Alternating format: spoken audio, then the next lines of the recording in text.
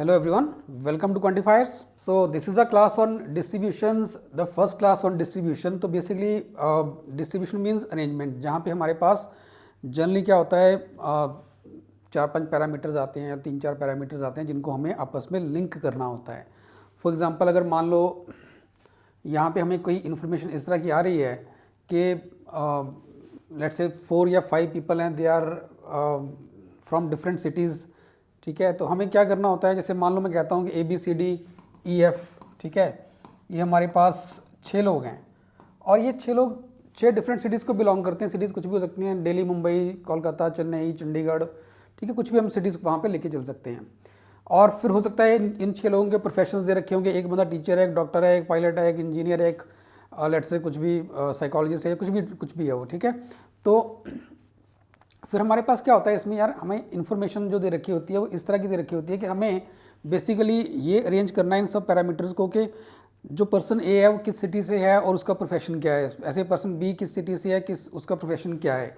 तो basically distributions हम इसको बोलते हैं, अरेंजमेंट्स भी बोल सकते हैं हम लोग. ठीक है, और यहाँ पे हमें कई तरह की जो डिस्ट्रीब्यूशन कर सकते हैं, कई तरीके से कर सकते हैं. ज़्यादातर जो मोस्ट जो कॉमन पार्ट बनता है, मोस्ट कॉमन जो मेथड होता है डिस्ट्रीब्यूशन का, वो होता है कि अगर आप यहाँ पे एक टेबल बनाओ, तो जब भी आपके पास इस तरह के 3-4 पैरामीटर्स आ रहे हैं तो कोशिश ये करो यार कि वहाँ पे ना उनको एक टेबल की फॉर्म में कन्वर्ट करो, टेबल बनाओ उसका. अगर टेबल बन रहा है तो फिर आपके लिए आप ये कह सकते हो कि अरेंज करना चीज़ों को एक नीट एंड क्लीन वे में अरेंज करना आसान होता है. अदरवाइज़ अगर आप टेबल नहीं बनाते हो, मैं ये भी नहीं कहता कि हर सेट के अंदर टेबल बन जाता है, बट अगर जहाँ तक पॉसिबल हो टेबल बनाओ. अगर टेबल नहीं भी बना रहे तो एटलीस्ट उसको और नीट एंड क्लीन रखो. ठीक है, अब यहाँ पे इंफॉर्मेशन आपके पास हमेशा 2 तरह की आएगी. One is called the direct information, ठीक है, और second is the indirect information. तो ये हमेशा दिमाग में रखना, एक डायरेक्ट इन्फॉर्मेशन रहती है, एक इनडायरेक्ट रहती है. डायरेक्ट मतलब आप मान लीजिए एक टेबल बना रहे हो, आपको जो भी इन्फॉर्मेशन प्रोवाइड की गई है उसके सामने एक टेबल बनेगा, लेट्स अज्यूम. तो डायरेक्ट इन्फॉर्मेशन का मतलब है जो आपने इन्फॉर्मेशन पढ़ी और उसको पढ़ के सीधा टेबल में फिट कर दिया. ठीक है, that is called the direct information. जैसे मान लीजिए अब ये 6 लोग हैं यहाँ पे ABCDEF, तो इनका कुछ ऐसे मैं टेबल बनाता हूँ कि लेट्स से इस तरह का कुछ टेबल बन रहा है इनका.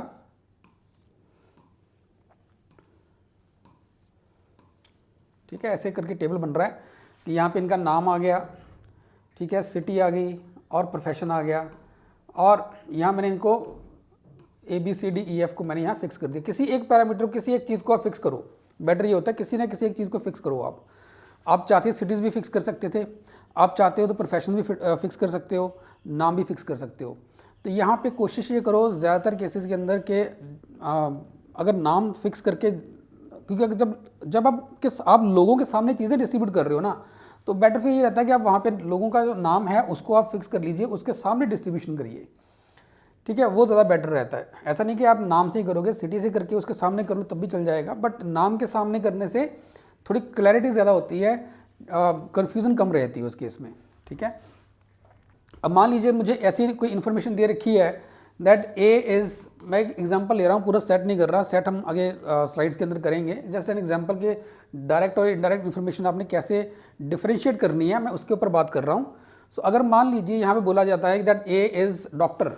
ठीक है, मुझे एक इन्फॉर्मेशन दे रखी है ए इज़ डॉक्टर, एक दे रखी है सी इज़ फ्रॉम चंडीगढ़. ठीक है, तो ये दोनों जो इन्फॉर्मेशन है ना, ये दोनों इन्फॉर्मेशन मेरे लिए डायरेक्ट इन्फॉर्मेशन हैं. ठीक है, ये दोनों डायरेक्ट हैं क्योंकि मुझे जब ये इन्फॉर्मेशन पढ़ने को मिलेगी तो बिल्कुल क्लियर दिख रहा है कि ए का प्रोफेशन मुझे क्लियरली पता चल रहा है, ए इज़ डॉक्टर. तो मैंने जैसे इन्फॉर्मेशन पढ़ी, मैं ए के सामने उसके प्रोफेशन के सामने डॉक्टर लिख दूंगा. ठीक है, और अगर कहा जाता है सी इज़ फ्रॉम चंडीगढ़, तो सी के सामने उसका सिटी मुझे क्लियरली पता है, तो मैं सी के सामने उसका सिटी चंडीगढ़ यहाँ पे फिल कर दूंगा. ठीक है ना. लेकिन अगर मान लो ऐसा आता है that the person from Mumbai, अब ये इन्फॉर्मेशन है मान लीजिए आपके सामने एक, दैट अब इन्हीं लोगों की बात हो रही है, the person from Mumbai is not teacher. ठीक है, ये भी एक इन्फॉर्मेशन का पार्ट हो सकता है, the person from Mumbai is not teacher. तो दिस काइंड ऑफ इन्फॉर्मेशन जो है that is called the indirect information. Reason ये है कि मुझे नहीं पता अभी तक कि कौन पर्सन मुंबई से है और कौन टीचर है. ठीक है ना, या ऐसे मैं बोलूँ कि इस इन्फॉर्मेशन को पढ़ के मैं डायरेक्ट इसको टेबल में फिल नहीं कर सकता, मेरे पास इस इन्फॉर्मेशन में ऐसा कुछ नहीं है जिसको यहाँ से उठाया और यहाँ फिल कर दिया। ए इज़ डॉक्टर, यहाँ से उठाया फिल कर दिया। सी इज़ फ्रॉम चंडीगढ़, यहाँ से उठाया यहाँ फिल कर दिया। लेकिन person from Mumbai is not teacher, यहाँ से उठा के मैं यहाँ फिल नहीं कर सकता। So this is a kind of indirect information. ठीक है, अब इसको कैसे डील करना है, उसके लिए क्या करोगे आप, जब भी आप सेट स्टार्ट कर रहे हो आप सबसे पहले डायरेक्ट इन्फॉर्मेशन को आप फिल करोगे। जो भी आपको डायरेक्ट इन्फॉर्मेशन दे रखी है आप उस डायरेक्ट इन्फॉर्मेशन को फिल करोगे। कोशिश हमेशा ये करना है कि स्टार्ट हमेशा डायरेक्ट से करना है आपने। और उसके बाद जो इस तरह की इनडायरेक्ट इन्फॉर्मेशन रहती है, इसको फिर आपने डायरेक्ट वाला जो आपने फिल करा है उसके साथ रिलेट करके फिर आपको ये फिल करना पड़ता है। ठीक है, तो यहाँ पे इनको रिलेट करना है आपस में। तो बेस्ट ये होता है यार कि जो डायरेक्ट होती है ना इन्फॉर्मेशन, उसको तो आप टेबल में फिल कर ही रहे हो। जो इनडायरेक्ट इन्फॉर्मेशन होती है कोशिश करो उसको अपने स्मॉल सिंबल्स की फॉर्म के अंदर यहाँ पे साइड पे लिखते जाओ। जैसे अगर मान लो इसी को मुझे सिंबल की फॉर्म में लिखना होता तो मैं कुछ ऐसे लिख देता, मतलब मुझे पूरा नहीं लिखना, मैं ऐसे लिखता मुंबई के सामने टीचर और टीचर को लगा देता क्रॉस। तो मतलब ये मुझे समझ आ रहा है इसका क्या मतलब है। इसका मतलब है मुंबई वाला बंदा टीचर नहीं है। सो दैट मुझे इन्फॉर्मेशन बार बार पढ़नी भी ना पड़े और इस तरह से करने से मुझे बाद में रिलेट करने में आसानी रहेगी, मुझे हेल्प मिलेगी वहाँ पे। तो इस चीज़ का ध्यान रखना है आप लोगों ने। ठीक है, और जितनी इन्फॉर्मेशन डायरेक्ट ज़्यादा होगी सेट उतना ईजी होगा, जितनी इन्फॉर्मेशन इनडायरेक्ट ज़्यादा होती है सेट उतना थोड़ा सा ट्रिकी होता है, डिफ़िकल्ट होता है। और ऐसे केसेस में जब हमारे पास इनडायरेक्ट इन्फॉर्मेशन ज़्यादा रहती है तो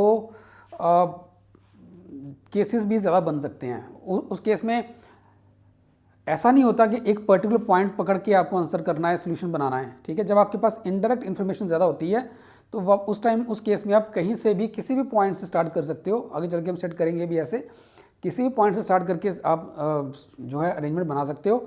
फ़र्क सिर्फ इतना होता है यार कि मान लीजिए किसी एक्स पॉइंट को पकड़ के या फर्स्ट पॉइंट को पकड़ के हमारे पास 2 केस बन रहे हैं, लेकिन अगर किसी और स्टूडेंट ने मान लो पॉइंट नंबर 5 पिक किया, उससे बनाना शुरू किया तो उसके हो सकता है एक केस बने।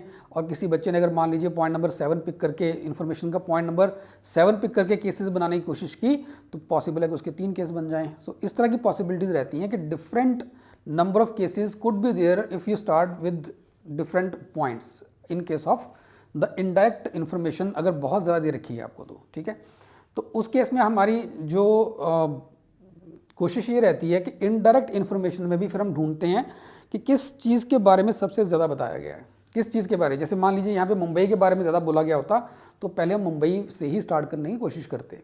अगर टीचर के बारे में ज़्यादा बोला गया होता तो फिर हम टीचर से शुरुआत करते। तो जब इनडायरेक्ट इन्फॉर्मेशन बहुत ज़्यादा होती है उस केस में भी हमें ये ढूंढना चाहिए कि इनडायरेक्ट में भी किस पैरामीटर के बारे में ज़्यादा बातें हो रही हैं। जिसके बारे में ज़्यादा बातें हो रही हैं उसी से हमें स्टार्ट करना चाहिए। ठीक है, तो ये कुछ बेसिक चीज़ें थी जो आपको दिमाग में रखनी है।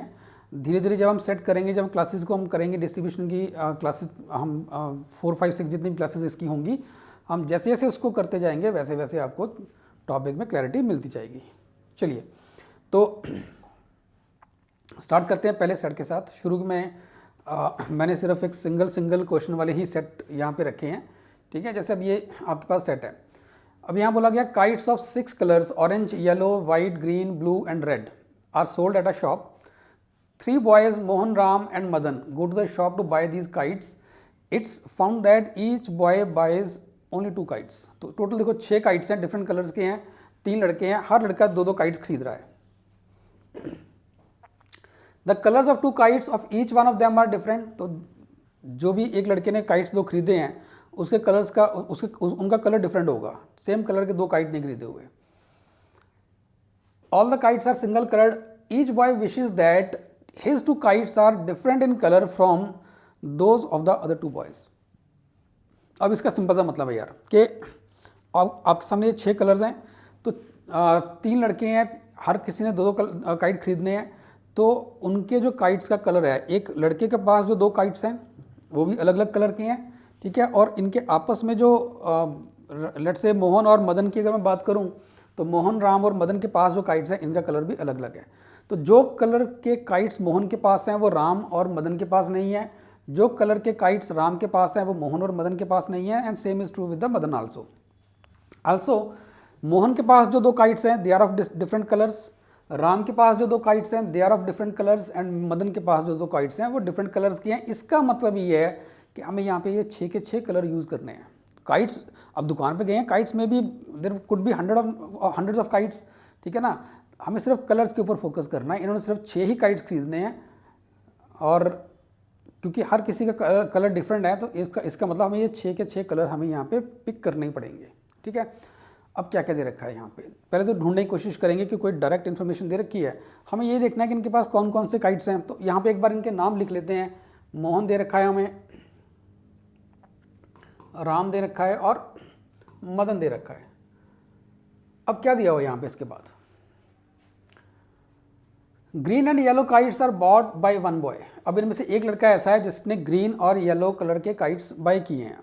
अब ये इन्फॉर्मेशन कौन सी है, ये इनडायरेक्ट इन्फॉर्मेशन है क्योंकि मैं इसको पढ़ के यहाँ फिल नहीं कर सकता। मुझे इतना तो समझ आ गया कि ग्रीन और येलो कलर एक बंदे के पास जाएंगे, ठीक है। ग्रीन कलर और येलो कलर एक ही पर्सन के पास जाएंगे, एक ही लड़के के पास जाएंगे, ठीक है। लेकिन किसको दूं वो नहीं पता।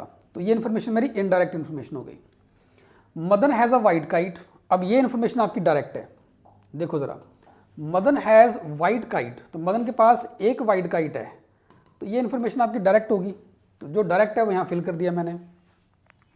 Whereas red and orange colours are not bought by the same boy. तो रेड एंड ऑरेंज, ठीक है, ये दोनों ही डिफरेंट लोगों के पास हैं, सेम नहीं है, इकट्ठे नहीं है ये लोग, ये दोनों इकट्ठे नहीं, एक साथ नहीं होंगे।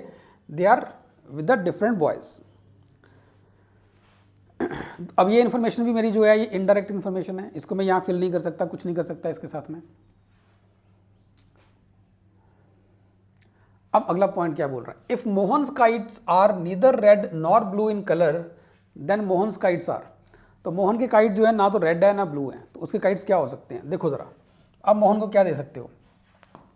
मोहन को यहाँ बोला गया है कि उसके काइट्स का कलर रेड नहीं है, रेड क्रॉस कर दिया हमने। उसके कलर का काइट ब्लू नहीं है, ब्लू क्रॉस कर दिया हमने, ठीक है। और वाइट नहीं हो सकता, ठीक है, वाइट भी नहीं हो सकता। तो ये कलर तो मोहन के लिए बाहर हो गए, ठीक है। इसका मतलब मोहन को आप कौन से कलर के काइट दे सकते हो, रेड, रेड तो नहीं, ऑरेंज। मोहन को आप ऑरेंज दे सकते हो या ग्रीन दे सकते हो या येलो दे सकते हो। यही 3 कलर बच गए मोहन के लिए, ठीक है। क्लियर ही मेंशन है, मोहन के काइट से कलर रेड और ब्लू नहीं है। रेड ब्लू नहीं है, वाइट क्यों नहीं है, क्योंकि वो मदन के कलर काइट का कलर है। तो वाइट क्योंकि मदन का काइट है इसलिए मोहन को वाइट कलर का काइट नहीं दे सकते, सबके पास डिफरेंट कलर के काइट्स हैं। तो मोहन को जो काइट मिलेगा वो ऑरेंज मिल सकता है, ग्रीन मिल सकता है या येलो मिल सकता है। अब सोच के देखो यार कि अगर आप मोहन को ऑरेंज कलर का काइट देते हो, इसको अगर आप ऑरेंज कलर का काइट देंगे, ऑरेंज काइट दिया आपने इसको, तो फिर आप इसको और दूसरा काइट दे ही नहीं सकते क्योंकि ग्रीन और येलो इकट्ठे जाएंगे, ये एक ही पर्सन को मिलने हैं, ठीक है ना। आपने ऑरेंज दे दिया मोहन को, अब मोहन को एक काइट और मिलना है, that can not be green, that can not be orange. अब ऑरेंज और ग्रीन, येलो और ग्रीन, आपने इसको ऑरेंज दे दिया तो ग्रीन और येलो कलर भी इसकी रेंज से बाहर हो गया क्योंकि ग्रीन और येलो एक ही बच्चे को मिलना है। तो आपने इसको ऑरेंज दिया, अब इसको ग्रीन नहीं मिल सकता, येलो नहीं मिल सकता। अब इसको देखो, रेड भी नहीं मिलेगा, ब्लू नहीं मिलेगा, वाइट नहीं मिलेगा, ग्रीन नहीं मिलेगा, येलो नहीं मिलेगा, तो बचा ही कुछ नहीं। सेकंड काइट तो बना ही नहीं इसके पास। तो इसका मतलब यहाँ से आप इसको ऑरेंज कलर का काइट नहीं देंगे, ठीक है। ऑरेंज इसको नहीं दे सकते, इसको डेफिनेटली ग्रीन और येलो कलर के काइट्स ही देने पड़ेंगे, ठीक है। ग्रीन और येलो ही इसको दे सकते हो। अगर आप ग्रीन येलो इसको नहीं देते हो तो फिर आप इसको 2 काइट्स दे ही नहीं सकते क्योंकि उस केस में रेड ब्लू वाइट ऑलरेडी बाहर है। ऑरेंज आपने दे दिया बट क्योंकि ग्रीन येलो एक ही पर्सन को मिलना है, दैट पर्सन उस केस में कैन नॉट बी मोहन क्योंकि आप उसको ऑरेंज भी दे रहे हो, तो उस केस में ग्रीन और येलो भी उसके रेंज से बाहर हो गया, ठीक है। तो उस केस में इसको 2 डिफरेंट कलर्स के काइट मिल नहीं पा रहे। तो इसका मतलब हम इसको ऑरेंज कलर के काइट नहीं दे सकते, इसको ग्रीन और येलो मिलने वाला है। सो ये पूछा गया था कि अगर मोहन के काइट्स रेड और ब्लू नहीं है तो उसके काइट्स का कलर क्या है। So green and yellow, option A आपका आंसर बन जाएगा, ठीक है जी। चलिए नेक्स्ट देखते हैं।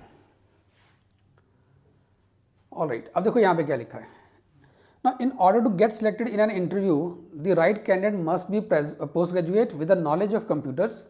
अब ध्यान ही रखना, उसने बोला candidate must be a post graduate with the knowledge of computer. तो उसका मतलब ये नहीं कि जो पोस्ट ग्रेजुएशन होनी चाहिए वो भी कंप्यूटर्स में होनी चाहिए, नहीं, पीजी पोस्ट ग्रेजुएशन किसी में भी हो सकती है, बट कंप्यूटर्स की नॉलेज ज़रूरी है, ठीक है। अब ABCD इंटरव्यू के लिए आ रहे हैं। सो ABCD appear for the interview in which only 2 candidates can be selected, 2 ही को हमने सेलेक्ट करना है। Each of them has different qualifications from the others, तो किसी भी 2 लोगों की क्वालिफिकेशन सेम नहीं है। There qualifications are MBA, MCA, M.Tech and MA। So all 4 are post graduates, उनमें से एक MBA है, एक MCA है, एक M.Tech है और एक MA है। Obviously not necessarily in that order. A and C are not MBAs, whereas B and C are not MAs, C and D are not MCAs, D and A are not M.Techs. अब यार यहाँ पे देखो हर information आपको not की form में दे रखी है। A and C are not MBAs, B and C not MAs, ठीक है, C and D not MCAs। तो ऐसे केस में ना अगर आप सीधा लिख दो कि A MBA नहीं है, ठीक है, A MBA नहीं है, C MBA नहीं है, ठीक है, बी कौन नहीं है, बी जो है वो MA नहीं है, ठीक है, C MA नहीं है, और आगे C and D are not. अगर D की बात करते हैं, D के बारे में क्या बोला है, D are not MCAs, C and D are not MCAs, so C MCA भी नहीं है, ठीक है, D भी MCA नहीं है। तो ऐसे अगर बनाऊँ मैं तो सबके सामने निगेशन चल रही हैं कि A MBA का नहीं है, ठीक है, C MBA से नहीं है, B और C MA से नहीं है, तो MA और MA क्रॉस कर दिया, C और D MCA नहीं है, MC और MCA क्रॉस कर दिया। तो यहाँ से आप C के बारे में डेफिनेटली बोल सकते हो कि C जो है वो M.Tech होगा, C यहाँ पे M.Tech होगा क्योंकि उसकी MBA भी नहीं है, MA भी नहीं है, MCA भी नहीं है, ठीक है ना। और इसका मतलब ये बंदा M.Tech नहीं है, ये बंदा M.Tech नहीं है, क्यों, क्योंकि वो C है। B भी M.Tech नहीं है, B M.Tech नहीं है, D भी M.Tech नहीं है, ठीक है। और उसको बोला है इफ़ B इज़ MCA, अब B के बारे में बता दिया कि B MCA है। B अगर MCA कर रहा है तो इसका मतलब A MCA नहीं हो सकता क्योंकि वो B है, D भी MCA नहीं हो सकता, ठीक है। तो कह रहा है MBA किसने करी होगी फिर। अब D देखो, D ने ना MCA की है, ना M.Tech की है, ना MCA की है, तो D ने MBA की होगी, ठीक है ना। A की बात करें, उसने MBA नहीं की, M.Tech नहीं की, MCA नहीं की, तो उसने MA करी होगी, तो इसने MCA करी होगी। तो इस तरह से हम बना सकते हैं इसको, राइट। हमने सबके नाम लिख के जो जो बोला गया है कि ये पर्सन ये नहीं है, ये नहीं है, उसके हिसाब से हमने इसको निगेट करके सबके प्रोफेशन निकाल दी, सबके क्वालिफिकेशन निकाल दी हमने। तो ये एक तरीका है इसको करने का, बट इसमें भी बेस्ट ये रहता है अगर आप एक टेबल बनाओ, टेबल बना के आप फटाफट से इसको क्रॉस कर सकते हो। इसमें गलती कोई नहीं है, इस तरह से करोगे तब भी आंसर आएगा आपका। क्वेश्चन क्या पूछ रहा था कि MBA कौन होगा, ऑब्वियस ही बात है MBA D होगा, सो ऑप्शन C आपका आंसर बन जाएगा। बट अप्रोच के बारे में बात करूँ तो ये तो एक अप्रोच है हमारे पास, ठीक है ना। बट जैसे मैंने शुरू में कहा है कि जब आप टेबल बनाते हो थोड़ा सा काम नीट एंड क्लीन लगता है, ठीक है, और ये बिल्कुल बेसिक सेट है इसलिए ईजिली बन भी गया ये, बट हर बार ऐसा इतना ईजी सेट बनेगा ज़रूरी नहीं है, ठीक है। तो क्या करो आप यहाँ पे आप कुछ इस तरह का टेबल बनाओ, ठीक है। इससे चाहे कितने भी और 2 4 5 लोग और आ जाएं या 2 3 4 और आ जाएं यहाँ पे क्वालिफिकेशन या कुछ भी हो जाए, कंडीशन जितनी मर्जी आ जाए, हमें टेबल को रीड करना आसान रहता है। अब दोबारा से देखो ज़रा इसको फटाफट से। अब करना क्या है, एक तरफ मैंने क्या किया, इनकी क्वालिफिकेशन लिखी और एक तरफ इनके नाम लिख दिए, ठीक है ना। अब फिर से क्या बोला है, A and C are not MBAs, तो MBA के नीचे MBA के सामने A और C को क्रॉस कर दो, ठीक है। B and C are not MAs, तो MA के सामने B और C को क्रॉस कर दो। फिर C and D are not MCA, C और D के सामने आप MC क्रॉस कर दो, C के सामने M.Tech आ गया। फिर उसने बोला है D and A are not M.Techs, तो D और A M.Tech नहीं है, तो वो तो आ ही रहा है। C अगर M.Tech है तो इनमें से कोई भी M.Tech नहीं होगा, ठीक है ना। फिर उसने बोला है B इज़ MCA, तो B MCA है तो यहाँ पे टिक कर दिया, यहाँ क्रॉस हो जाएगा, ठीक है। B किसी और क्वालिफिकेशन को नहीं ले सकता और MCA किसी और के पास नहीं होगी, विच मीन्स कि A के पास क्या बचा, A वाले कॉलम में MA बचा, MBA वाले रॉ में सिर्फ D बच रहा है, यहाँ क्रॉस आ जाएगा। तो ये क्या पूछा हुआ कि MBA किसने की है, तो MBA D ने की है। तो इस तरह से टेबल की फॉर्म में अगर लिखोगे थोड़ा ज़्यादा नीट एंड क्लीन लगता है अरेंजमेंट, ठीक है। तो और बाद में पढ़ने में भी इसको आसानी रहती है हमें। चलिए नेक्स्ट देखते हैं जी। ऑलराइट, अगेन अब यहाँ पे क्या क्या करना है हमें, एक्स वाई जेड ये 3 सुपरवाइजर्स हैं, पी क्यू आर 3 बेरर्स हैं किसी रेस्टोरेंट के अंदर। Each of the 3 places, 3 places हैं, रिसेप्शन है, टेबल्स है, किचन है, they have to be attended by 2 persons always. Each of 3 places requires a supervisor and a bearer. तो एक्स वाई जेड सुपरवाइजर्स हैं, उनमें से कोई एक बंदा हर एक प्लेस पे रहना चाहिए। 1 should be in the receptions, एक टेबल्स पे और एक किचन में होना चाहिए। And P Q are bearers हैं, ये भी इनमें से भी एक रिसेप्शन पे, एक टेबल पे और एक किचन पे होना चाहिए, ठीक है। तो बेसिकली मुझे अब यहाँ पे क्या करना है, मुझे मेरे लिए फिक्स क्या है यहाँ पे देखा जाए तो, फिक्स मेरे लिए यहाँ पे टेबल, रिसेप्शन और किचन मेरे लिए फिक्स है, ठीक है ना। तो इनको फिक्स कर लेते हैं हम। हमें पता है रिसेप्शन फिक्स है, ठीक है, टेबल फिक्स है और किचन फिक्स है। यहाँ पे मुझे लोगों को अरेंज करना है। तो 2 लोग रिसेप्शन पे आएंगे, 2 टेबल्स पे आएंगे, 2 किचन्स पे आएंगे, राइट। और जो 2 लोग रिसेप्शन पे या टेबल्स पे या किचन पे हैं उसमें क्या क्या दे रखा है, each of 3 places requires a supervisor. तो एक सुपरवाइजर एंड अ बेरर, एक बेरर यहाँ पे होगा। सेम एक सुपरवाइजर और बेरर यहाँ पे होगा, एक यहाँ पे होगा, ठीक है। तो Y is not receptionist and R is always at tables. अब यहाँ पे ध्यान रखना, जो पहला पार्ट है ये वाला, Y is not a receptionist, ये इनडायरेक्ट इंफॉर्मेशन है आपकी, इनडायरेक्ट, क्योंकि वाई रिसेप्शनिस्ट नहीं है मान लिया, पर क्या इसको मैं यूज करके वाई को यहाँ फिल कर सकता हूँ? नहीं कर सकता। रीजन बीइंग, मुझे सिर्फ इतना पता है कि वाई रिसेप्शनिस्ट नहीं है, बट वाई टेबल पे भी हो सकता है, वाई किचन पे भी हो सकता है, ठीक है ना। अभी तक मुझे नहीं पता, अभी तक जो इन्फॉर्मेशन है उसके हिसाब से तो वाई कहीं भी हो सकता है, ठीक है। तो अभी के लिए इन्फॉर्मेशन मेरी इनडायरेक्ट है, ठीक है। लेकिन जो सेकेंड इन्फॉर्मेशन है इसके साथ, R is always at table, ठीक है, ये डायरेक्ट है कि आर जो है वो टेबल पे होगा, ये पक्का है। ओके जी, X does not come to tables, X table पे नहीं है, ठीक है। X does not come to tables, तो एक्स टेबल पे नहीं है, ये भी इंफॉर्मेशन इनडायरेक्ट है। टेबल्स पे नहीं है, वो रिसेप्शन पे हो सकता है, वो किचन पे भी हो सकता है। एंड क्यू इज कुक, अब क्यू कुक है, ठीक है ना। तो क्यू के बारे में भी क्लियरली पता चल गया कि क्यू अगर कुक है तो वो किचन पे होगा, तो ये डायरेक्ट इन्फॉर्मेशन है। तो क्यू यहाँ आ गया। और क्योंकि पी क्यू आर बेरर्स हैं, आर टेबल पे है, क्यू किचन पे है, तो पी रिसेप्शन पे होना चाहिए। P and X are always together, P and X always work together. तो अगर एक्स आपका, पी आपका रिसेप्शन पे है तो एक्स भी आपका रिसेप्शन पे हो जाएगा, ठीक है ना। X is also on reception. तो बचा कौन, बचा हमारे पास वाई और जेड। अब हमारे पास हो उसका, देखो उसका पूछा क्या है, विच the following is definitely a proper combination of teams and their work. तो मुझे पी एक्स का पक्का पता चल गया, बाकी किसी का पता नहीं चल रहा। मुझे, मेरे पास वाई नहीं पता कहाँ है, जेड नहीं पता। हो सकता है यहाँ पे आर वाई हो या क्यू जेड हो, या फिर यहाँ पे आर जेड और यहाँ पे क्यू वाई हो, ये भी हो सकता है। यहाँ पी एक्स है, so it could be the second case also. So कह रहा है कौन सा ऑप्शन में, which the following is definitely a proper combination of the teams and their work. P X tables नहीं, पी एक्स रिसेप्शन है, ठीक है। तो ऑप्शन डी देखा है वो, P X reception option D में दे रखा है, ठीक है, वो आपका आंसर हो जाएगा। जेड आर टेबल्स, अब देखो जेड आर टेबल्स पे हो भी सकता है, I am not denying it, ध्यान दो, जेड और आर टेबल्स पे हो सकते हैं, डिनाई नहीं कर रहा उसको। लेकिन अगर आप क्वेश्चन देखो, उसने बोला है विच the following is definitely a proper combination, तो डेफिनेट जो आंसर होगा उसी को हम मार्क करेंगे।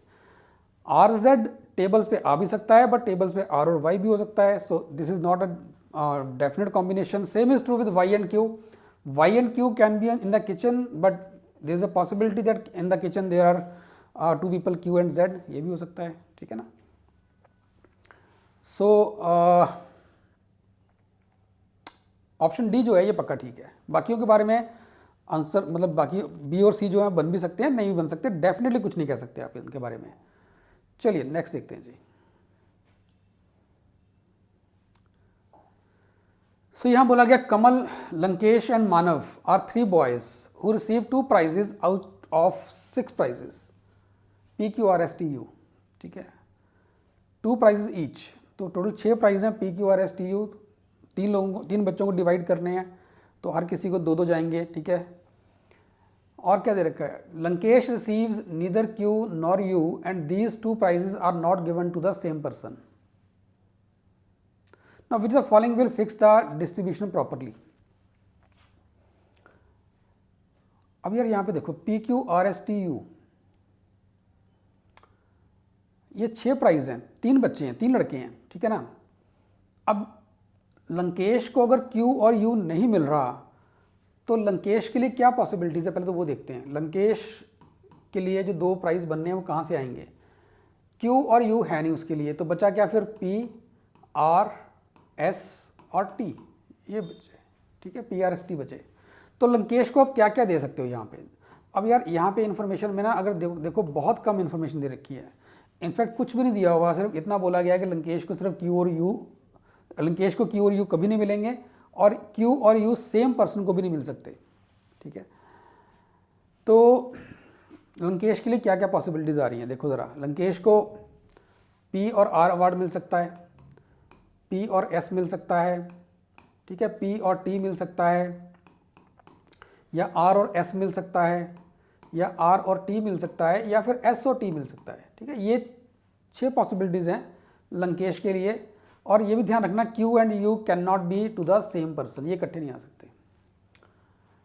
अब कह रहा इनमें से कौन सी कंडीशन और ऐड करूं यहाँ पे कि हमारे पास सबकी डिस्ट्रीब्यूशन प्रॉपरली हो जाए।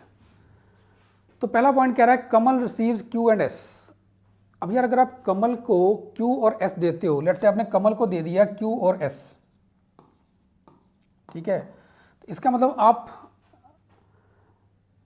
लंकेश को एस वाला पार्ट नहीं दे सकते। तो इस केस में जो लंकेश है उसके पास क्या बचेगा, इस केस में आपने क्यू एस तो दे दिया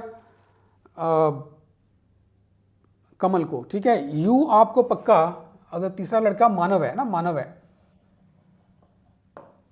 और मुझे इतना पता है यू जो है वो लंकेश को नहीं मिलना, यू मानव को ही मिलना है। फिर इस केस में अगर आपने कमल को क्यू एस दे दिया तो यू मानव को जाएगा, ठीक है। और यहाँ से जो एस वाले प्राइज हैं वो आप लंकेश को नहीं दे सकते। लंकेश को क्या मिलेगा फिर, पी आर मिल सकता है, पी टी मिल सकता है, आर टी मिल सकता है, ठीक है, और एस वाला नहीं मिलेगा तो ये वाला भी नहीं मिलेगा उसको। P R P T R T, तो basically P R P T R T. अब इसमें कुछ भी हो सकता है यार, अगर आपने इसको पी आर दे दिया तो इसको आप यू और टी देंगे, ठीक है ना। मान लो आपने इसको पी और आर दे दिया, इसको पी आर दे दिया आपने, तो आपने क्यू एस पी आर दे दिया, यू टी यहाँ आ गया, ये हो सकता है। बट एक पॉसिबिलिटी ये भी है कि आप इसको पी और टी दे रहे हो, सो दैट इसको फिर आप यू और आर देंगे, ठीक है। तो इसका मतलब कमल को क्यू एस दे के भी हम ये डिसाइड नहीं कर पा रहे हैं कि लंकेश को और मानव को क्या मिलेगा, राइट। तो पहला ऑप्शन गलत हो गया। सेकंड देखो जी, सेकंड में ये बोला गया है कि मानव को हमने टी और यू दिया, ठीक है, मानव को टी दे दिया, यू इसको दे दिया, तो क्यू ऑब्वियसली बात है फिर कमल को जाएगा। क्यू और यू इकट्ठे नहीं हो सकते, लंकेश को मिलना नहीं है, कमल को क्यू जाएगा। अब इस केस में यार आपने अगर लंकेश को लेट्स से पी और आर दे दिया, आप पी और आर लंकेश को देते हो जो दे सकते हो, तो एस इस केस में फिर कमल को जाएगा, ठीक है ना। लेकिन एक पॉसिबिलिटी और भी है कि अगर मान लो मैं इसको पी एस दे दूं, ठीक है, तो इसको फिर क्यू आर देना पड़ेगा, विच मीन्स कि यहाँ भी पॉसिबिलिटीज बन रही हैं। और ठीक है, लंकेश को सिर्फ क्यू और यू नहीं दे सकते आप, और क्यू और यू इकट्ठे भी नहीं जाएंगे, तो इसका मतलब सेकंड भी नहीं बन पाएगा, second is again not true. और थर्ड में क्या बोला गया है, थर्ड कह रहा है कि Lankesh receives P and S. अगर आप लंकेश को पी और एस देते हो तो ठीक है, पी और एस आपने यहाँ दे दिया। अब क्यू और यू का पता ही नहीं है, क्यू यहाँ होगा, यू यहाँ भी आ सकता है, या उल्टा भी हो सकता है। मान लो क्यू आर यहाँ दे दिया, यू टी यहाँ दे दिया, या फिर ये भी हो सकता था कि यू आर यहाँ होता, क्यू टी यहाँ होता, ये भी पॉसिबल है, ठीक है ना। तो पी एस लंकेश को देने के बाद भी हम बाकी दो का अवार्ड डिसाइड नहीं कर पा रहे हैं। so, इसका मतलब ऑप्शन डी के साथ जाना चाहिए, नन ऑफ दिस, ठीक है। इनमें से कोई भी कंडीशन लगाने से हमें पता नहीं चल पाएगा। हाँ, अगर आप सेकंड और थर्ड बी और सी को इकट्ठा कर दो तो शायद मिल सकता है। अगर मान लो आप सेकंड और बी और सी इकट्ठा कर दो, दोनों कंडीशन लगा दो आप यहाँ पे, तो आप कह सकते हो कि मानव को आप दे रहे हो टी और यू, लंकेश को दे रहे हो पी और एस, ठीक है ना, और उस केस में ये केस बन जाएगा टी और यू को दे दिया आपने पी एस और इसको क्यू आर चला जाएगा, कमल को क्यू और आर चला जाएगा। ये पॉसिबिलिटी बन रही है हमारे पास, बट बी और सी ऑप्शन दोनों मिला के, ठीक है ना, इंडिविजुअल स्टेटमेंट ऐड करके मुझे आंसर नहीं मिल रहा, मैं पूरा अरेंजमेंट नहीं बना पा रहा। आई होप सबको समझ आया होगा। चलिए अब यहाँ देखिए, 5 rivers Yafen, Volga, Yamuna, Hudson, Seine flow through 5 cities, New York, Paris, Moscow and so on, but not necessarily in the same order. तो इसका मतलब ये नहीं कि अगर यमुना है तो वो दिल्ली में होगी, ठीक है, सेट बनाया गया है तो इस तरह से आपको रिलेट नहीं करना है, ठीक है, कोई भी नदी कहाँ भी हो सकती है ना। No two rivers flow in the same city and no two cities have the same river, मतलब हर सिटी के लिए डिफरेंट रिवर आपके पास आएगी। Volga flows through neither Moscow nor Delhi, येन इज ये Yafin is neither in Delhi, sorry Yafin is neither in New York nor in Paris, Yamuna is neither in Delhi nor in Moscow. तो ये सेट वैसे ही बन गया कुछ जैसा अभी हमने ABCD और MCA MTech वाला जो सेट है वो किया था। तो इसको भी उसी तरीके से आप कर सकते हो, आप सिटीज़ के नाम लिख के उनके सामने जो रिवर्स है उनको क्रॉस लगा सकते हो, ठीक है। या फिर बेटर ये है कि आप इस तरह का एक टेबल बना लो। इस तरह का टेबल बनाएंगे तो थोड़ा सा हमारे लिए आसान रहेगा इसको अरेंजमेंट को डिकोड करना, ठीक है। अब जो दिया गया बोलते हैं उसको लिखते हैं यहाँ पे। तो सबसे पहले क्या लिखा हुआ है, no two rivers flow in the same. अब मैंने यहाँ पे टेबल पहली बार क्या किया है, मैंने यहाँ पे एक तरफ सारे सिटी लगा दिए और इधर हमने सारी सारी रिवर्स लगा दी हैं, ठीक है। तो जो क्योंकि अब उसने ये बोला ये यहाँ पे नहीं है, यहाँ पे नहीं है, मान लिया, ठीक है ना, तो मुझे उसी के अकॉर्डिंग इसको फिल करना है। तो देखते हैं क्या क्या फिल हो सकता है। Now it's the first information यहाँ पे जो आ रही है वो क्या बोल रही है, Volga flows through neither Moscow nor Delhi. तो वोल्गा जो है वो मॉस्को और दिल्ली में से नहीं है, तो मॉस्को दिल्ली क्रॉस कर दिया हमने। Yafin is neither in New York nor in Paris, तो न्यूयॉर्क और पेरिस में नहीं है, यहाँ क्रॉस कर दिया इसको। Yamuna is neither in Delhi nor in Moscow, so यहाँ पे मॉस्को और दिल्ली हमने क्रॉस कर दिया। Hudson is in Moscow, Hudson is in Moscow, Hudson Moscow में है, ठीक है। अब देखो हडसन अगर मॉस्को में है इसका मतलब हडसन किसी और सिटी में नहीं हो सकती और मॉस्को में कोई और रिवर नहीं हो सकती, तो ये सब क्रॉस हो जाएगा, ठीक है ना। हडसन में कोई और रिवर नहीं हो सकती, मॉस्को, हडसन किसी और सिटी में नहीं हो सकती और मॉस्को में कोई और रिवर नहीं हो सकती। Hudson is in Moscow while New York has Jamuna flowing through it.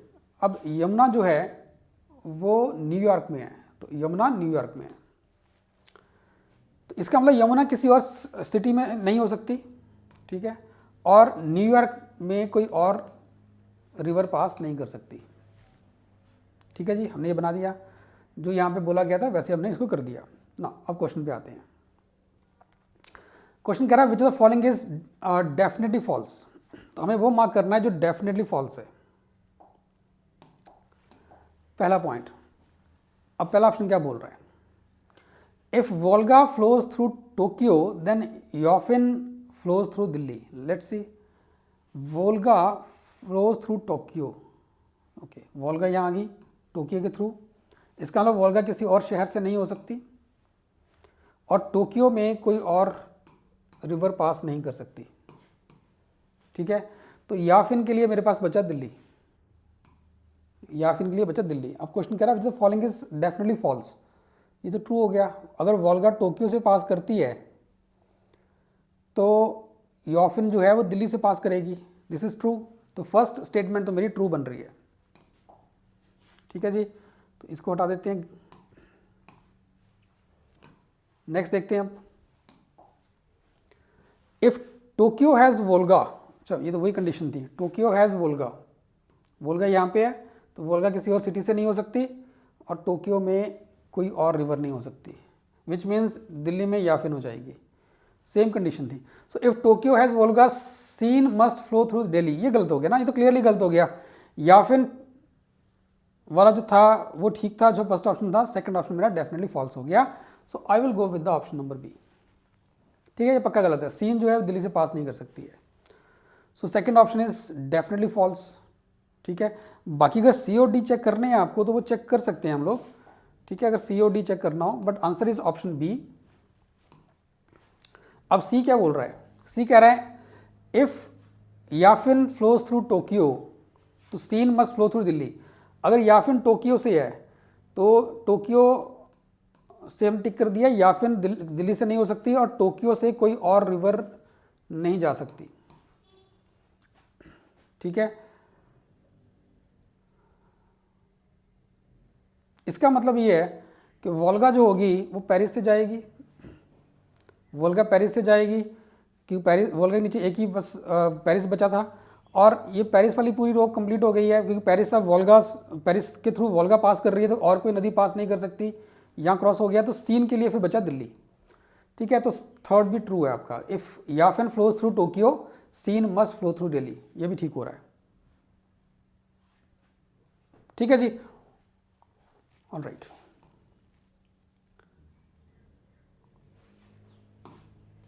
और लास्ट ऑप्शन क्या बोल रहा है, लास्ट कह रहा है याफिन में फ्लो थ्रू टोक्यो और दिल्ली। ठीक है, याफिन के नीचे न्यूयॉर्क, पेरिस और मॉस्को सामने क्रॉस लगे हुए हैं, तो याफिन या दिल्ली से पास करेगी या टोक्यो से पास करेगी, यही दो पॉसिबिलिटीज बचती हैं मेरे पास, तो डी ऑप्शन भी आपका डेफिनेट ट्रू है। So B is the only option which is definitely false. I hope सबको समझ आया होगा, और ये सेट इस तरह का टेबल बना के जब आपने क्रॉस किया तो ज़्यादा इजीली सॉल्व हो गया, रादर देन कि इसको आप लिख के जैसे पहले वाला सेट मैंने करके दिखाया था उसके उस तरीके से अगर इसको करने की कोशिश करते तो थोड़ा सा कन्फ्यूजन हो जाता, थोड़ी कन्फ्यूजन हो जाती है आप लोगों को। तो इस तरह से एक हमेशा टेबल बनाओ, टेबल के सामने क्रॉस लगाओ। ठीक है, जब भी इस तरह की डिस्ट्रीब्यूशन आ रही है, खास करके जहाँ नेगेशन ज़्यादा हो रही है। चलिए जी आगे चलते हैं। ऑल राइट, ये एक 3 क्वेश्चन का सेट है एक। अब इसमें अरेंज करते हैं चीज़ों को, देखते हैं क्या क्या दे रखा है हमें। नाउ देयर आर 3 मेन, विनय, विवेक और विजय, और 3 विमेन दे रखी हैं, नेहा, नित्या और Nikita. They work in 6 different departments A B C D E F which belong to the organizations P1 P2 P3. Exactly 2 departments belong to each organization. Each department belongs to only one organization. The 3 men and 3 women are married couples. Each couple is working in the same organization. ठीक है जी, तो यहाँ पे हमारे पास 3 organisations हैं, P1 P2 P3, और हर organisation के अंदर 2 डिपार्टमेंट्स हैं। तो P1 के अंदर A B C D E F में से कोई 2 डिपार्टमेंट होंगे, ऐसे P2 में से भी और P3 में भी। ठीक है ना, और एक डिपार्टमेंट सिर्फ एक ही ऑर्गेनाइजेशन को बिलोंग करता है, ऐसा नहीं है कि A डिपार्टमेंट P1 में भी होगा P3 में भी होगा, ऐसा नहीं होगा। ठीक है, तो P1 में 2 डिपार्टमेंट, P2 में 2 डिपार्टमेंट, P3 में भी 2 डिपार्टमेंट, और सबके मतलब ऑब्वियस सी बात है डिस्टिंक्ट होंगे। मतलब जैसे एग्जांपल से मैं बोलूं कि अगर P1 के पास A और B है, P2 के पास C और D है, तो P3 के पास E और F होंगे। ठीक है, तो इस तरह से कुछ है। 3 मैन 3 वीमेन हैं, 3 कपल्स हैं। ठीक है, आपस में इनकी शादी हो रखी है, और हर कपल जो है सेम ऑर्गेनाइजेशन में काम करता है। यहाँ पे कंफ्यूज नहीं होना यार, organisation and department they are different things. P1 P2 P3 ये ऑर्गेनाइजेशंस हैं, A B C D E F ये डिपार्टमेंट्स हैं। तो ये जो लोग हैं, जो कपल्स हैं, they are working in the same organisations, but they will be in the different departments. ठीक है, 6 लोग हैं और 6 डिपार्टमेंट हमारे पास। अब क्या इन्फॉर्मेशन दे रखी है यहाँ पे, Neha is working in neither C nor B, Nitya is working in either A or F, Vijay is not working in C and his department is not in the organisation P3, Vivek is working in either E or D, no male is working in B, one of the man is working in E, neither Vijay nor Neha is working in D, the departments A C B are in the organizations P1 P2 P3 respectively. तो मतलब information direct बहुत कम है अगर आप देखो ध्यान से। ठीक है, तो पहले तो हमें इनके ना डिपार्टमेंट निकालने पड़ेंगे, कौन कहाँ पे काम कर रहा है। देखो मुझे इतना पता है कि P1 ऑर्गेनाइजेशन जो होगी, P2 ऑर्गेनाइजेशन जो होगी, P3 जो होगी, इनके नीचे डिपार्टमेंट्स आएंगे। ठीक है, उस डिपार्टमेंट में कौन कौन काम कर रहा है वो आएगा, लेकिन डिपार्टमेंट में कौन काम कर रहा है पहले वो निकालना भी पड़ेगा। ठीक है, फिर कौन सा डिपार्टमेंट किस ऑर्गेनाइजेशन को देना है वो भी देखना पड़ेगा। जैसे यहाँ पे 7th पॉइंट में 8th पॉइंट में लिखा भी हुआ है, departments A C B are in the organisations P1 P2 P3 respectively. तो इसका मतलब ये है कि A डिपार्टमेंट आपका P1 में है, C आपका P2 पे है, और B डिपार्टमेंट आपका P3 में है।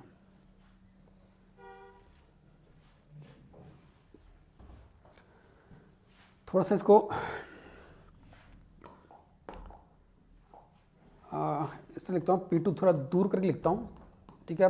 इन्फॉर्मेशन हमें थोड़ा सा स्पेस की ज़रूरत पड़ेगी, A, C और B। तो अब मुझे यार यहाँ पहले निकालना पड़ेगा कौन किस डिपार्टमेंट में काम कर रहा है।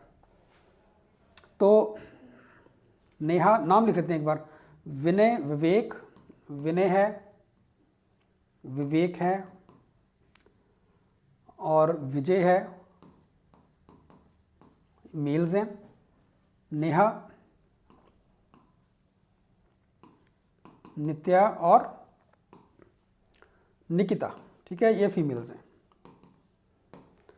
तो let us try to find out the departments in which these people are working. No, point 1 कह रहा है Neha is working in neither C nor B. तो नेहा सी और बी में काम नहीं करेगी, तो ये कहाँ कर सकती है काम? ए, डी, ई और एफ में करेगी। ए, डी, ई और एफ में करेगी, ठीक है जी। अभी के लिए इतना समझ आ रहा है।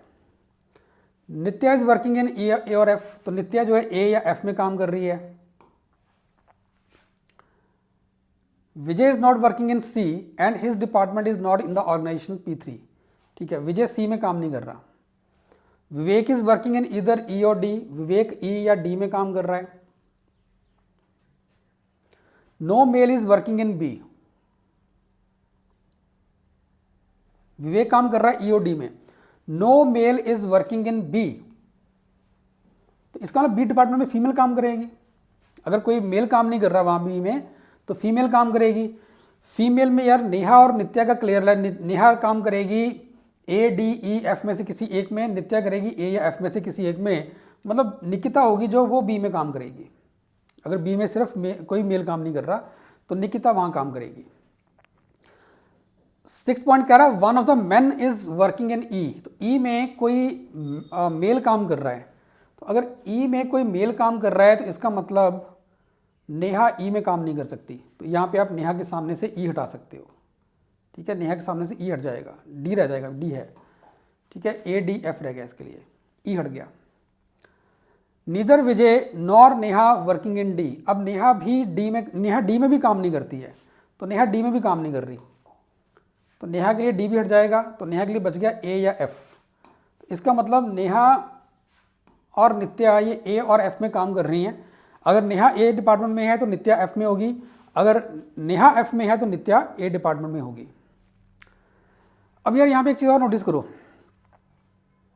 लड़कों के लिए मेरे पास जो डिपार्टमेंट बचे ना, वो बचे हैं सी, डी और ई। ए, बी, एफ यहाँ चले गए, लड़कों के लिए बच रहे हैं सी, डी और ई। अब जो विजय है ना, ये डी में काम नहीं कर रहा है। Vijay, neither Vijay nor Neha working in D, तो विजय डी में काम नहीं करता। और यहाँ पे एक और चीज़ रखिए, Vijay is not working in C also, तो विजय ना तो सी में काम करता है, Vijay is not working in C, Vijay is not working in D. तो विजय सी या डी में से किसी में काम नहीं करता, तो विजय ई में काम करेगा। विजय ई में काम करेगा, तो विवेक का पता था या वो ई में करता है या डी में करता है। ई अब चला गया उसके हाथ से, विजय के पास चला गया, तो विवेक के पास रह गया डी। इसका मतलब विनय जो है सी में काम करता है। एक सी बच गया हमारे पास। और क्या दे रखा है यहाँ पे, Vijay is not working in C and his department is not in the organisation P3। Vijay C में नहीं है, ठीक है, विजय का डिपार्टमेंट बन गया ई, और ई जो है वो P3 में नहीं है। सो उसका डिपार्टमेंट ई बन रहा है, E is not in P3, E is not in P3, all right. तो ई या तो P1 में होगा या P2 में होगा, ऑल राइट जी। चलो अब देखो, इतना समझ आ रहा है कि निकिता बी में है, तो यहाँ पे बी में यहाँ पे निकिता होगी, ठीक है ना। तो यहाँ पे निकिता काम कर रही है। ए और एफ में नेहा और नित्या काम कर रहे हैं, क्योंकि हर डिपार्टमेंट में, हर ऑर्गेनाइजेशन के अंदर 2 डिपार्टमेंट हैं, और उस डिपार्टमेंट के अंदर जो 2 डिपार्टमेंट में जो काम कर रहे हैं, they are those people are couples, ठीक है ना। Each couple is working in the same organisation. तो इसका मतलब अगर एक लड़की होगी, अब क्योंकि कपल के तौर पे काम हो रहा है, तो निकिता अगर यहाँ पे है तो बाकी 2 लड़कियाँ यहाँ होंगी। एक यहाँ पे और एक यहाँ पे। तो इसका मतलब ए और एफ जो होंगे, अगर यहाँ पे ए है, ठीक है, अगर ए यहाँ पे आ रहा है, एफ शुड बी हियर, क्योंकि ए और एफ एक साथ नहीं हो सकते। ए and F departments can not be together, क्योंकि एक डिपार्टमेंट मेल का आएगा, एक डिपार्टमेंट फीमेल का आएगा। तो ए जो है वो नेहा या नित्या का डिपार्टमेंट है, तो वो फीमेल का डिपार्टमेंट है, उसके सामने साथ में उसके मेल का डिपार्टमेंट आएगा, ठीक है। तो इसका मतलब ए यहाँ पे है तो एफ यहाँ होना चाहिए, ठीक है जी। अब बच गया हमारे पास डी और ई लगाना रह गया, डी और ई। अब देखो विजय का डिपार्टमेंट जो है वो ई है, और विजय का डिपार्टमेंट P3 में नहीं है।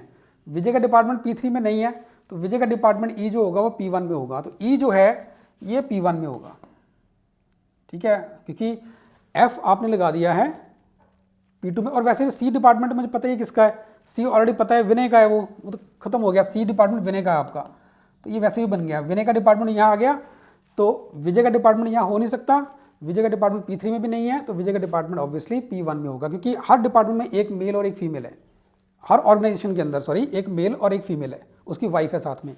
तो विनय जो है सी में काम करता है, तो विनय अगर सी में काम कर रहा है तो सी विनय आपका P2 में चला गया। विजय उसने बोल दिया he can not be in the organisation P3, Vijay यहाँ नहीं हो सकता। सो विजय के लिए यही बचता है, ई डिपार्टमेंट यहाँ आएगा जो विजय का है, ठीक है। यहाँ पे विजय का डिपार्टमेंट आ गया। सो अब बचा कौन है, ए बी सी डी बच गया। अब डी यहाँ जाएगा, ठीक है। डी कौन है, विवेक है। अब यार प्रॉब्लम यहाँ आ रही है, प्रॉब्लम ए और एफ की आ रही है अभी भी। ए में कौन है, नेहा है, तो एफ में नित्या होगी, या उल्टा हो सकता है।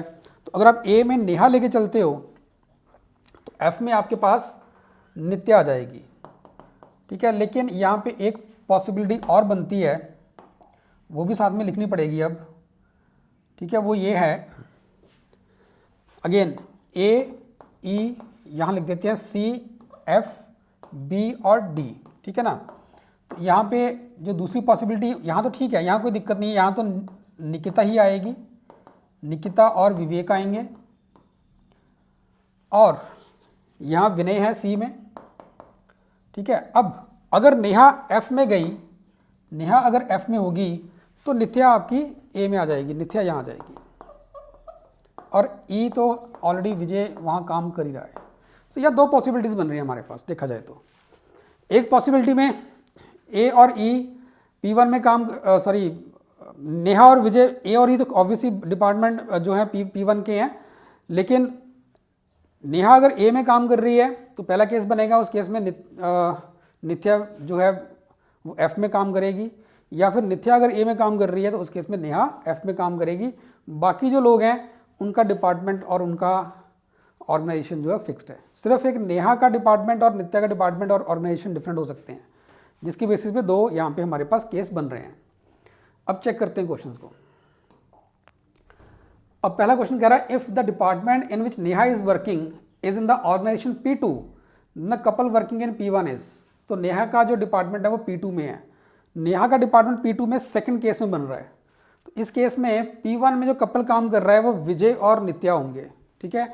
सो विजय और नित्या, ऑप्शन सी बन जाएगा आपके पास, Vijay and Nitya. Second point, second question, if Nitya is working in F, Nitya अगर एफ में काम करती है तो फर्स्ट केस बनेगा मेरे पास, नित्या एफ में यहाँ फर्स्ट केस में काम कर रही है। So if Nitya is working in F, who is working in A. अगर नित्या एफ में काम करती है तो ए में उस केस में नेहा काम करेगी और विजय करेगा। नेहा और विजय में से सिर्फ नेहा हमें दे रखा है, सो ऑप्शन ए के साथ जाएंगे। ना third, which of the following statements is definitely true. Option A, Vinay and Nitya are married couples. Vinay and Nitya नहीं, विजय और नित्या भी कपल हो सकते हैं, है ना। फर्स्ट केस में बन रहा है विनय नित्या का, लेकिन सेकंड केस में विजय और नित्या भी हो सकते हैं। So first is not definitely true. B says Neha and Vijay are working in P1। Neha and Vijay, हाँ फर्स्ट केस में वो कर सकते हैं P1 में काम, लेकिन सेकंड केस में नहीं कर रहे।